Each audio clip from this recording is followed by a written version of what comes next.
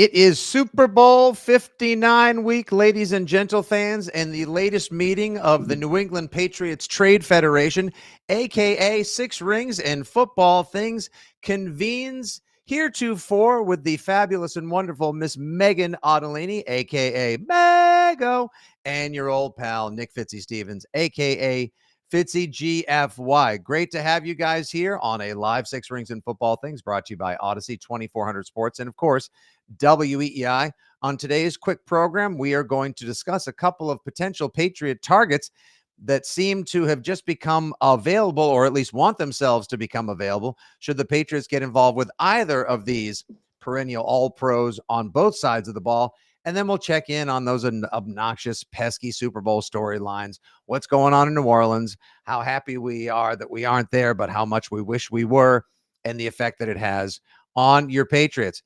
Mego. All right. So, two people that would make a significant impact on any football team that they were a part of. One has announced that they want to be traded. The other one announced that the team informed him he's going to be traded in Cleveland Browns defensive end Myles Garrett, who's 29 years of age, 8 years in the league, and Rams wide receiver Cooper Kupp, who, when healthy, is a certified bona fide G and an absolute stud. However, he has not completed a full season in 3 years since he basically set every receiver record possible when the Rams went on to win Super Bowl 56. So between the two, who you in on, and what would you be willing to give up if you thought they were a good fit for the New England Patriots next year and going forward? So first of all, I'd say just these two guys very possibly shaking loose. In Cooper Kupp's situation, he's going to move. In Myles Garrett's situation, he wants to move. And in today's NFL, players exercise a lot of power over whether they want to stay or whether they want to go. This is all good news for the Patriots because we put a lot of our own hopes, dreams, who they're going to pursue. We pin a lot of that in free agency. But a lot of free agency at this point in today's league feels a little predetermined. And so you're going to be looking at trades when they become possible, and that both of these two trades could be possible for such elite players is really good movement in the league for the Patriots. For one, I know we differ on this. I would go for Myles Garrett. I would absolutely go for Myles Garrett if I had to choose between these two. But I don't think he wants to come to a team that's in the position that the Patriots are in their rebuild. I think he wants, Come I'm on. sorry, he's a six-time All-Pro. We'll trade him for Anthony Davis. He fills a tremendous area of need at the edge as an edge rusher.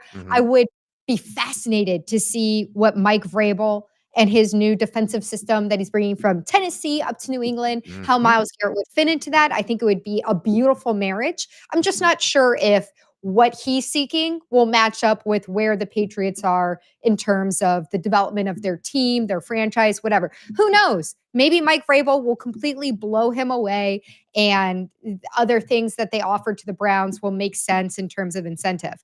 And don't forget, real quick, just want to add in that, the Patriots let Matthew Judon go. Now, he was on the other side of 30 as well, but has never been the pass rusher, the dominant force, No. the absolute Goliath that must be accounted for on every single play, who has a body literally that looks like Michelangelo carved it from marble in his backyard. And two, we should be added to the equation that last year, Vrabel had that linebackers defensive consultant type of gig. Is there any chance maybe Vrabel was able to get in his ear and say, like, look, if I ever get a job, I will move heaven and earth and a lot of draft capital and players to get you to come play for me. If you think you haven't gotten the best of yourself here, come play with me. If I get a head coaching job, I'll get the best out of you. And I promise you'll go back to the playoffs. Yeah, it's a great point that Myles Garrett certainly has a relationship with Mike Vrabel. And so if that was a positive one in Cleveland, then it would be extra incentive for him to say, hey, I really liked working with that guy. I'm going to go over to New England and further develop, maybe put the bookend of my career and all my achievements with that franchise. I just think a lot of it is also, and Mike Vrabel obviously has a good relationship with the Browns. So when it comes to Elliott Wolf, Cowden, whoever trying to negotiate a trade, that could make sense. Cooper Kupp seems much more divisive from what I'm reading on social media among fans, among other media watchers who say this is a guy who's going to be 32, As you said, he hasn't played a full season since 2021, which was his all-pro, crazy record-setting year with the Rams. Mm-hmm. Why do you want this guy? Well, in this instance, I think this is a guy that you're more likely to get than Myles Garrett as the Patriots. And this might be the kind of receiver that you're happy to have. You get what you get and you don't get upset. Like, I think that people look at, okay, T. Higgins might be available in free agency. Why would you settle for a nearly 32-year-old Cooper Kupp who hasn't been completely healthy since 2021 when there's the possibility of a free agency sweepstakes for T. Higgins? Well, he's not going to cost any capital. He's several years younger, but both of them spend a lot of time in the tub as opposed to just always on the club. Right. But I also just say, even before we get to the draft capital that you'd have to give up for either of these guys, you're probably going to have to swing a trade to get somebody else's receiver. Am I wrong in thinking that? Like, when you look down free agency, and this happens now every year, the guys who are available at wide receiver, there's like one truly special guy, at least statistically, his body of work. We saw it with Calvin Ridley before, who everybody is going after. And then he ends up somewhere weird like Carolina or something like that, getting a bag. And you look at his stats and go, well, I guess he's pretty good, but he didn't really change that entire team. Do you want to be in that situation with T. Higgins? Or do you bring in a receiver like Cooper Kupp, who maybe you extend yourself by trading a second, and that's somebody who can at least make an immediate impact with a young quarterback like Drake May? Now, see, I while you were saying that, I just did a quick Google of the career statisticals of Adam Thielen. You bring who went to Carolina last year and had his best year in 5 years with Bryce Young, Coach Dave Canales, and a restructuring Carolina Panthers offense. At age 34, Cooper Kupp is 2 years younger. I know he hasn't been healthy in the longest time, but even when he's great, and I hope his last great game wasn't played against the Patriots, but wouldn't that be most appropriate?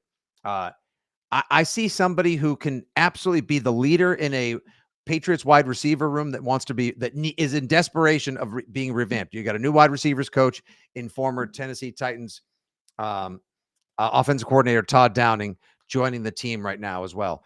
Kendrick Bourne played college ball with him. He started tweeting up a storm on Monday night saying, like, the money's going to be worth it. Go get this guy. Make this happen. I love to see that as well.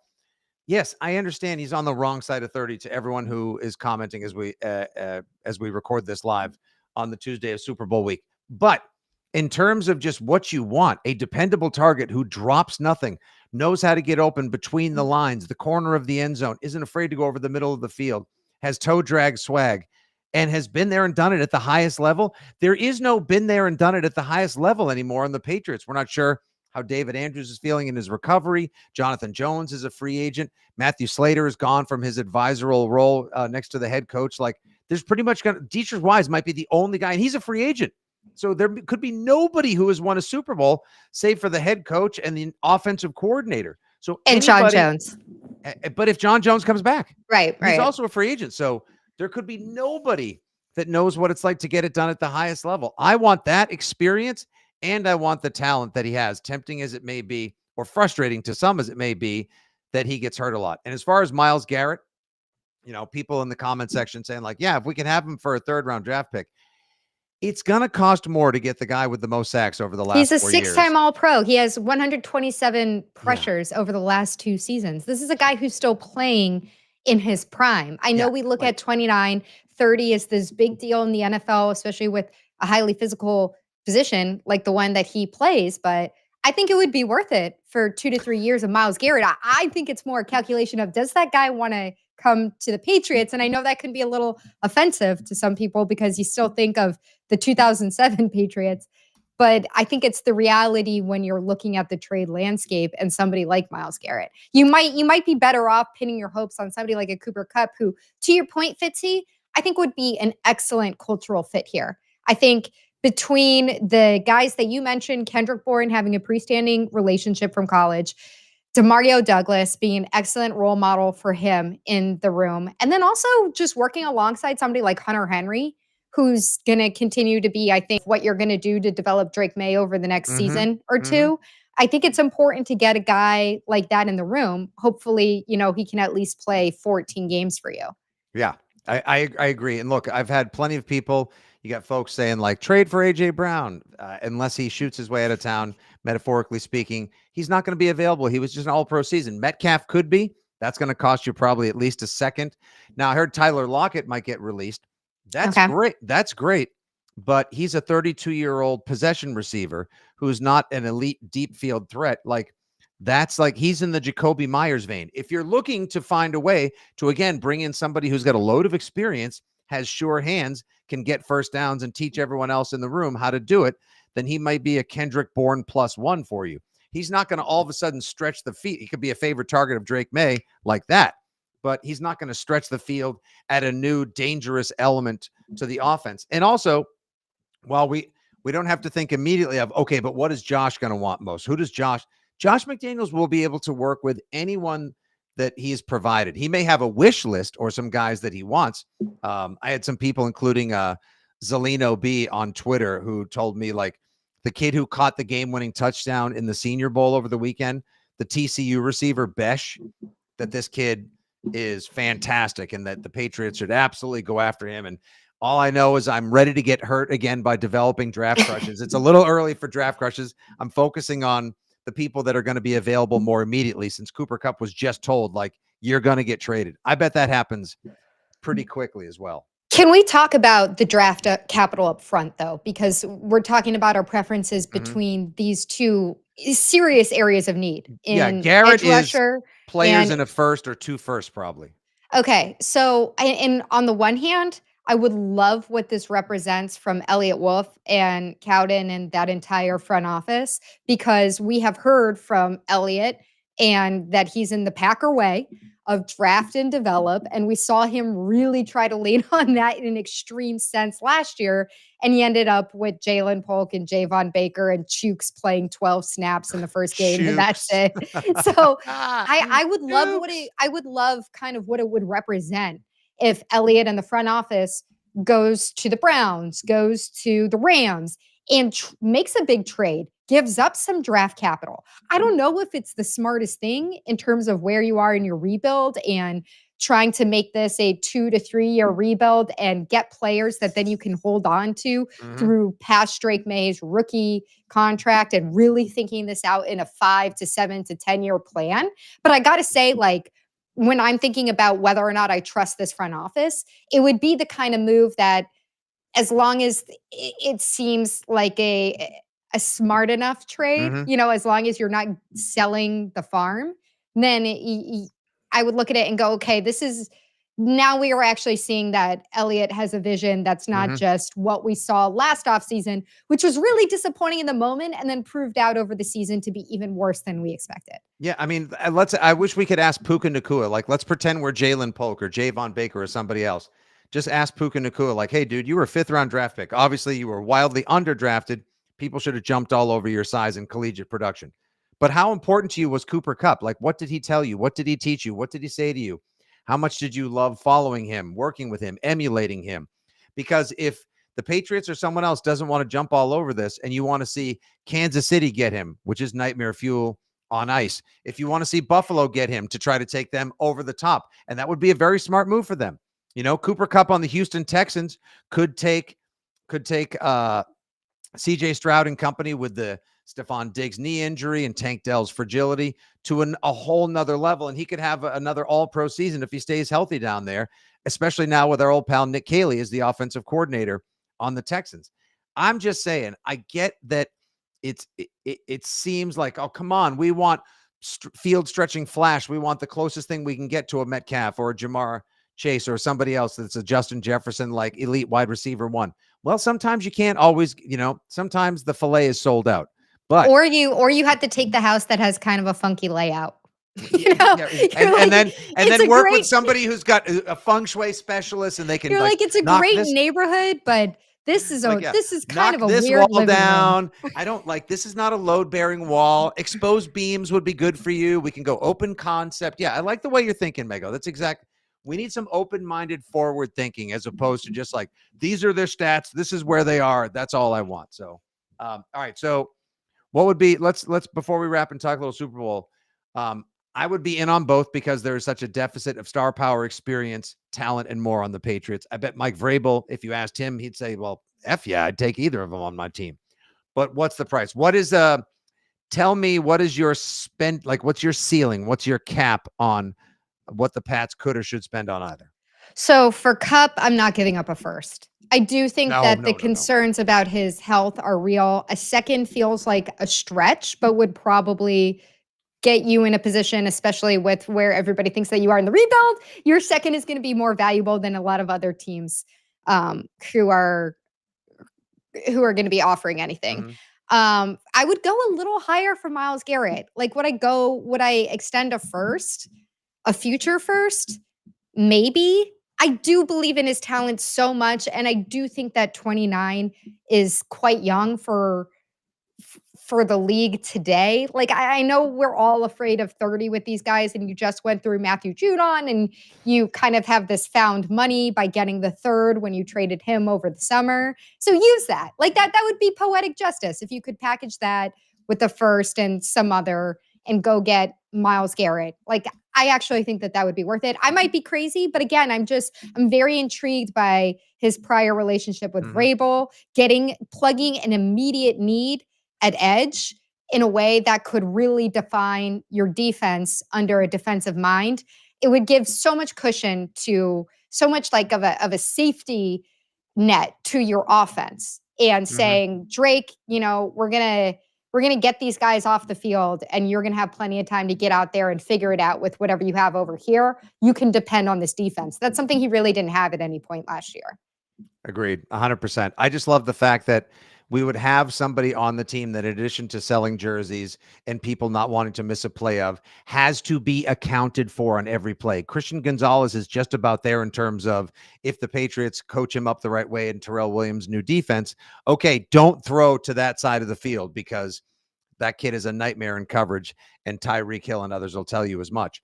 If Myles Garrett is there, all of a sudden everybody else, like you spend the money, you drop the capital, everyone else looks that much better because of what an absolute force of nature and swarm he brings on that side of the field. So I personally would be willing to go one of this year's threes and next year's first for Myles Garrett. Yeah, would make a I know splash. I know it sounds like an overpay for that position, but I think it's the kind of move that would define your defense. And if you're going that direction with Mike Vrabel, that could be a real game changer for the next couple of years. Would define your defense and it would be a splash to start the tenure off, and it would define the way you're going to do business. And I think that would also, like, boom, stamp, send a message to the rest of the league. Okay, Pats fans, what do you think? Do you agree with me and Mego that it would be worth giving up a little bit, maybe a whole lot of it, and pursuing Myles Garrett? Are you in on Cooper Kupp? As one viewer, as we record live on Six Rings, said, for all the money you have to pay to carry Cooper Kupp over the next 2 years, that should be a fourth rounder, and the Rams would be happy. I might part with one of the thirds, depending on how high Josh McDaniels is on him. We'll see. Let us know. She's at Megan_Ottolini. I'm at Fitzy GFY here on the at Six Rings pod. And now, yes, a perfunctory little bit of Super Bowl talk. All right. So media, I know it's the inevitable. I've had friends not ask, like, who do you think's going to win? I've had, okay, so is it going to bother you when the Chiefs win that the three-peat gives Mahomes and Reed 4 and they're that much goatier or that much closer to the GOAT? Would you prefer a zombie apocalypse or a meteor to hit Earth if they ever end up winning? You know what I mean? Like, I think a lot of other people in Pats Nation are taking it more drastically. I got to be honest, I don't care. It really doesn't bother. I am not in any way, shape, or form bothered because it's not going to. It may change the way some people look at what lens people view the dynasty or the double dynastic run of Belichick and Brady. But they were they were the force, they were the team for 20 years until these guys are halfway through their second decade of dominance. No matter how many Super Bowls they have, I don't even want to entertain that conversation.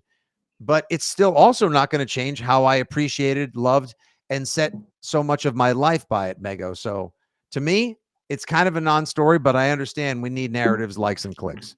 Yeah, I think I'm just tired of this narrative because the Chiefs go to the Super Bowl so often recently, and so we have to make the comparison every single year that they're there, and the Patriots are not, and Brady, especially now having retired, it's a different scenario than we used to talk about. But I agree with you. I think it's really a matter of longevity versus the pace of the Chiefs. And that's what the debate comes down to. Are you more impressed by the pace at which Mahomes, Andy Reid, Kelsey, and the rest of the Chiefs are winning, but really that core compared to the longevity of really having two different dynasties within the Patriots? Because I agree, I completely think that that's still more impressive, even if this core of the Chiefs repeat or three-peats. I still think that having 20 years of dominance and two different chapters of three Super Bowls apiece, and then add one from Brady going to play for the first year in a completely different organization for the first time in his career and winning there, I still think all of that is greater than what's happening with the Chiefs. So if I were a Patriots fan, I wouldn't let it bother me so much. I know it's not great because you're still looking at a rebuild and you're like, oh, okay, I'm kind of excited about Vrabel. Is he going to get us there? Is Drake May going to be good enough? I saw a bunch of interceptions that he threw in the Pro Bowl, and that's making me uneasy. But how about that dime to Jamar Chase? Like, oh, wasn't that pretty? To which I'd say nobody cares about the Pro Bowl. Nope. The Pro Bowl game, especially when it's a flag football. When it's a flag football game. All right, but where are you? Like, how excited are you though when I coach? Like the NFL is looking to add professional flag football. Two of us need to instantly get in on that. Like that's the first thing I would do. I would love a women's league, a men's league. I am so all for that. I was more thinking like we could be sideline reporters. I think we'd be really good at that. You know, we'd be awesome at that. I don't think we can compete at this stage in our lives. No, but we're not gonna play. Okay, you made it sound like we're like, okay, get your stretches in, get your side lunges going. You got to get ready to get out on the field. Like you be the Jamie Erdahl and I'll be the Kyle Brandt of the pro football television. Okay, like, I think that sounds fantastic. Let's do it. Who says no to that? I think that would be great. I think CBS, NBC, Amazon, they all say no to that. Tubi, Peacock, the Weather Channel, Crackle, Zim Crackle. What was the one that lasted for a year where you watched everything upright? I'll never remember it. Yeah, I don't even know if it lasted a year. So I agree with our friend Steven Tower, who's watching live on YouTube as we record the latest Six Rings. The Pro Bowl lost all its cachet when they left Hawaii. Couldn't agree more. So I don't care about like the conversation and where it goes as far as people and say like, oh, now they're going to like Stephen A. Smith and all these people because you got to have a take on shout at me now or first bark first, you know, like, oh, this will make them the GOAT. This like, no. I had a chance to talk to Vince Wilfork on this very podcast yesterday. And Wilfork, just like Ty Law said this morning on the Greg Hill show on EEI, it's like, what you need as many rings, like get to that level, get to that number, achieve, get there. Don't be like, don't at least get close. Right. Like Tom has a mansion on a cul-de-sac with security guards in GOAT Manor. Patrick Mahomes bought a nice house outside the gate. It has a weird layout. It's got a strange layout. Yeah, it's mid-century modern, but it's still kind of cool. Okay, now he may be invited to buy a house, like the smallest house inside the gate, inside the structure. But that doesn't mean just because he's in the community that now all of a sudden he's him. And that's that. Like, again, it's an absurd conversation. And I'm glad we, like many, are in lockstep. As far as media night goes, two storylines that it seemed the Mahomes and Kelsey respectively addressed were A, the refs and all the calls that the Chiefs get. And then B, Mahomes saying now that they are kind of teetering on a dynastic run. Do they embrace the role of being the villain? First, I'll give you Travis Kelce. This is what he said, or rather asked out loud to everyone who continues to pursue the, yeah, but the league gives you all the calls storyline. If I could ask the media one question, why are you guys leaning into this whole ref thing? You know what I mean? Like, why are you guys leaning into it? I'll tell you why, sir, Mr. Swift. It's because you guys get all the calls and they're so egregious time and again. And even people like Troy Aikman are like, that's a terrible call right there. Like that should the announcers, the fans, the broadcasters, the former people, like Terrell Owens just went on someone's podcast and was like, oh, the league is totally fixed. The Chiefs are getting all the calls. Like Dean Blandino allegedly, like his brother said he may have had to have signed an NDA to say that the league was, like sort of like nudging things the Chiefs' way. Like, come on, Travis, you got to know better than that. It's so JV from Kelsey to bring that up. I can't imagine even It's an Gronk insecure. Doesn't doing it feel that. weird? It feels kind It's of so insecure. lame. It's so Yeah. lame. It's not creative. Like, if this is the guy who's supposed to be Mr. Personality on the Chiefs, it makes me appreciate so much more at least how streamlined the Patriots were in their messaging when they were in this position. Because to me, it's kind of bitchy. It's very JV. It comes off bad for Kelsey and for the Chiefs because it's feeding into it. If you have one question for the media, he should have asked, why do you guys dress so poorly? Why do none of your pants fit? Have you ever met a tailor? Why are you carrying your equipment around in a grocery bag? Like, there are a lot of directions that you can go if you want to make fun of the media. Mhm. And that bitchy answer just ain't it. Like, that was such a bad look. Mhm.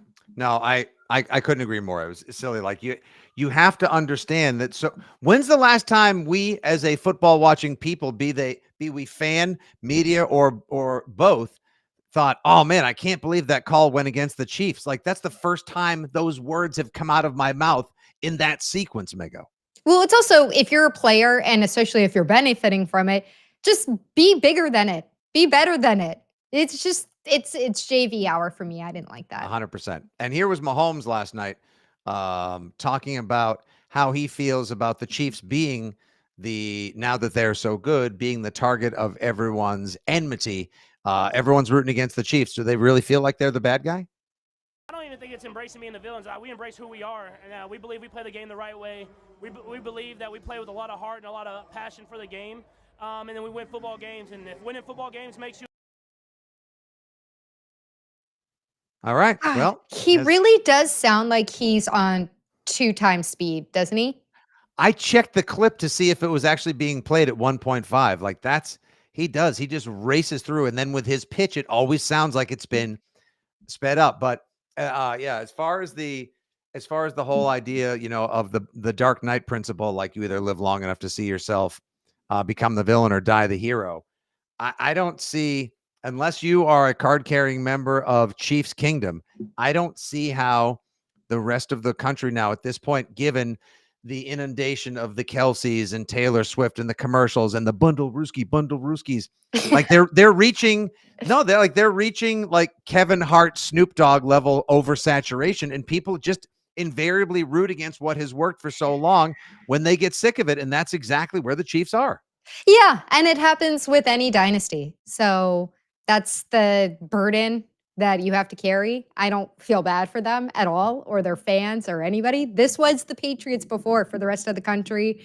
And so I think I had no problem with the way that Mahomes answered that. I think it was the right way to take it. If winning makes you a villain, then we're going to keep doing it. We don't really care.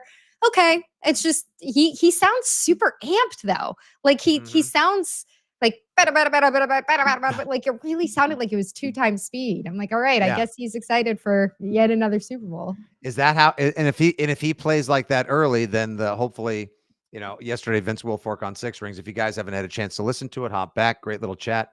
Thanks to our friends at Tums for hooking that up.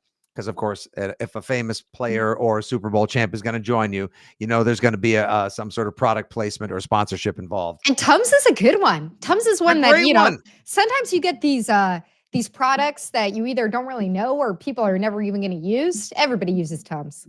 Yeah, especially after Super Bowl Sunday, or especially after nachos and wings. Sunday.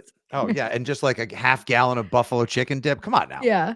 All right. Since we probably won't get a chance to pot it up again together, Patriot style, before said big game, Mego,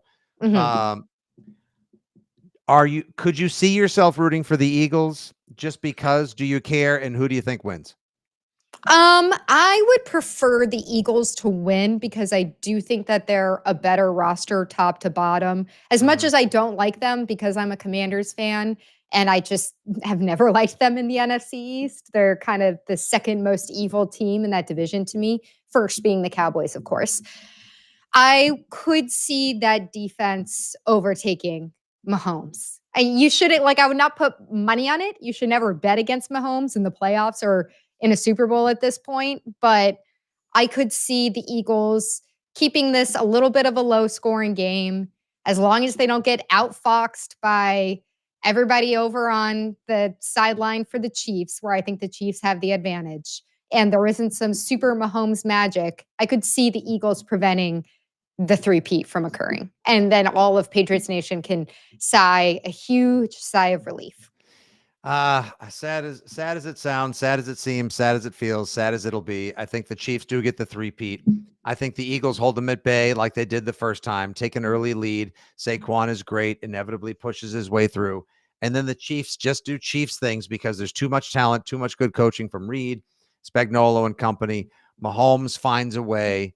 I have Chiefs 30, Eagles 26 in another one of those. But the Eagles had an 11-point lead. How TF did this happen once again? And then they get the three-peat, and then the insufferability of that news cycle begins anew. See, I could see it going in the Eagles' hands, where I think it's a little bit of a red herring if you watch them against the Commanders. I don't think that they're going to have that kind of performance on offense where they're going to have Saquon blowing doors in the first quarter. But if they can keep the Chiefs to who they were in the regular season, which was a much lower scoring offense, and keep it in that kind of playbook of a game where it's really ending up going to be around like 20 or low 20s in terms of scoring, and then they can clock manage with Saquon at the end. I think that's just a really tough way to get over the Eagles. So I'm hopeful that the Eagles can do that. I'm not sure that it would make for the most exciting Super Bowl, but I'd prefer that over a Chiefs three-peat and having to watch Kelsey yell songs from the Hey, jabronis, here are the lyrics from another 90s song that you hate that I love and listen to on repeat with Swifties. And another one of those parades. Like, no, thank you. Yeah, I'll end with this one from Kenny Tasney watching live on Facebook down in the South Shore. He speaks for myself and everybody. I'm rooting for the Eagles. Saquon has been a great story all season, and we'll get a great Always Sunny episode out of it if they win. However, the Chiefs are going to win. Yep. Right. Thanks, Kenny.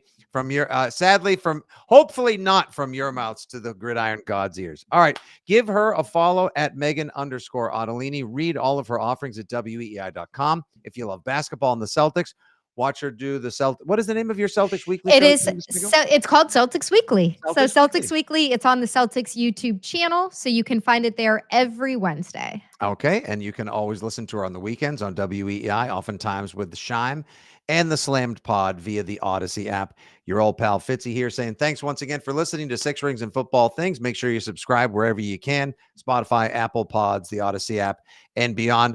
Much more to come this week, including some awesome segments from the afternoon show, a few more pods, including some people from New Orleans to set the scene for you. Whatever you need, we got it here for you on Six Rings. Until next time, as always, thanks for listening. Good day. God bless, and go Pats.